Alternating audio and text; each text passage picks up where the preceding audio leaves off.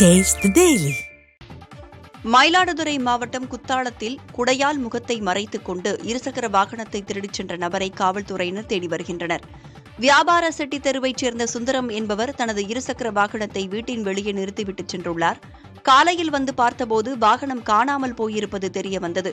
உடனடியாக அங்கிருந்த சிசிடிவி காட்சிகளை ஆய்வு செய்தபோது அதிகாலை 3 மணிக்கு முகத்தை குடையால் மறைத்தபடி வந்த நபர் சுந்தரத்தின் இருசக்கர வாகனத்தை திருடிச் செல்லும் காட்சிகள் பதிவாகியிருந்தன. இது தொடர்பாக சுந்தரம் அளித்த புகாரின் அடிப்படையில் காவல்துறையினர் விசாரித்து வருகின்றனர்.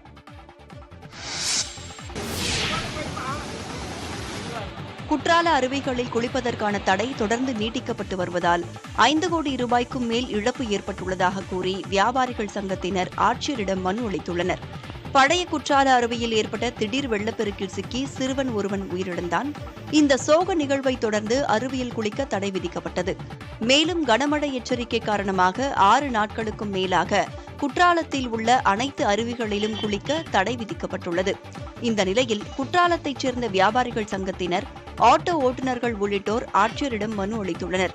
அதில் தண்ணீர் வரத்து சீராக இருந்தபோதிலும் குளிப்பதற்கு தடை விதிக்கப்பட்டுள்ளதால் தங்களது வியாபாரம் பாதித்துள்ளதாக தெரிவித்துள்ளனர். குறிப்பாக சுற்றுலா பயணிகள் வராததால் அவர்களை நம்பி தொழில் செய்யும் தங்களின் வாழ்வாதாரம் கேள்விக்குறியாகியுள்ளதாக கூறியுள்ளனர். எனவே முறையான கட்டுப்பாடுகளுடன் சுற்றுலா பயணிகளை குளிப்பதற்கு அனுமதிக்க வேண்டும் என கேட்டுக் கொண்டுள்ளனர்.